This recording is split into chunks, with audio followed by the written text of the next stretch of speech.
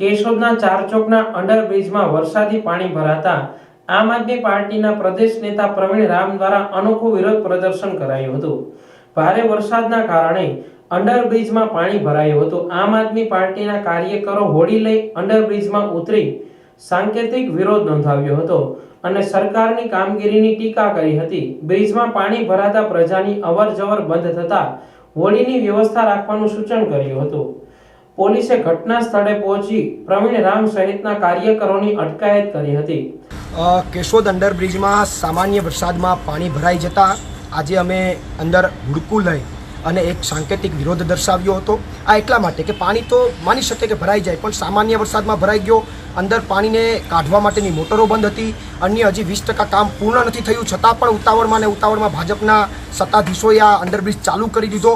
અને એટલા માટે કેશોદના લોકોને 4 વર્ષ થયા છતાં હજુ અંડરબ્રિજમાંથી પરેશાન થઈ રહ્યા હતા। ફરીથી પાણી ભરાઈ જતા કેશોદના લોકોને પરેશાની થતાં અમે આમ આદમી પાર્ટીના તમામ લોકોએ, મારી સાથે પિયુષભાઈ પરમાર, અમારે શહેર પ્રમુખ રાકેશભાઈ, પ્રવીણભાઈ પટેલ, બાલુબાપા, કિશોરભાઈ, તમામ લોકો આગેવાનો તમામ સાથે મળી અને અમે અહીંયા જે હુડકોભાઈ બાલાભાઈ તમામ લોકોએ હુડકામાં બેસી અને એક સાંકેતિક વિરોધ દર્શાવ્યો અને એક પ્રશાસનને અને ભાજપને એક અમે સંકેત આપ્યો કે હવે અહીંયાથી તમે આ બીજું કાંઈ ન કરી શકતા હોય તો એક હોડકું રાખી દો અને અહીંયાથી લોકોને અવરજવર માટેનો એક અહીંયાથી તમે આયોજન કરો, એના માટેનો એક સાંકેતિક વિરોધ હતો। આ સાંકેતિક વિરોધની અંદર પોલીસ પ્રશાસને પણ અમને આવી અને અહીંયા પોલીસ સ્ટેશને લઈ આવ્યા છે। અત્યારે હાલ અમારી અટક કરવામાં આવી છે।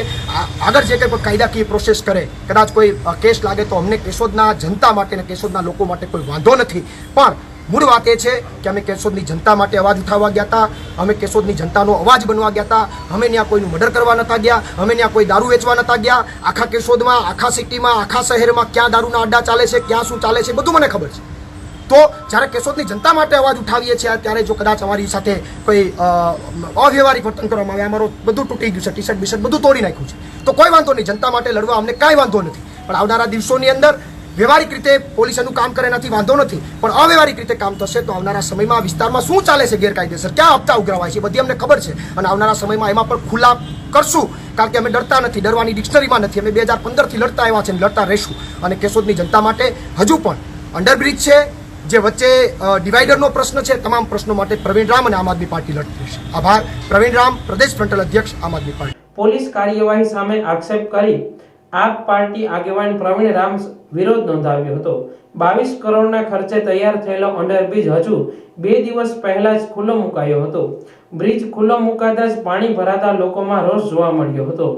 વિરોધ પ્રદર્શન દરમિયાન પોલીસે પ્રવીણ રામ, ઓબીસી પ્રદેશ પ્રમુખ પિયુષભાઈ પરમાર, પ્રદેશ ઝોન સેક્રેટરી બાલુભાઈ પરમાર, શહેર પ્રમુખ રાકેશભાઈ વણપરિયા, વિધાનસભા પ્રભારી પ્રવીણ પટેલ, દિલીપભાઈ ભાલોડિયા, વિધાનસભા સહપ્રભારી બાલાભાઈ કાનગડની અટકાયત કરી હતી।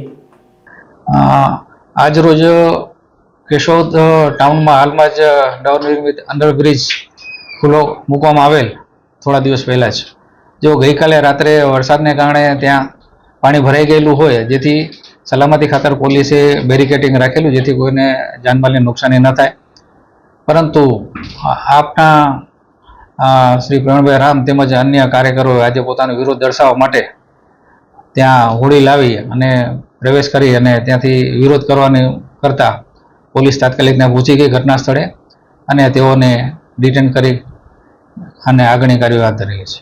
હોડકી ક્યાંથી આવી હતી એ બધી પૂછપરછ ચાલુ છે, તપાસ ચાલુ છે।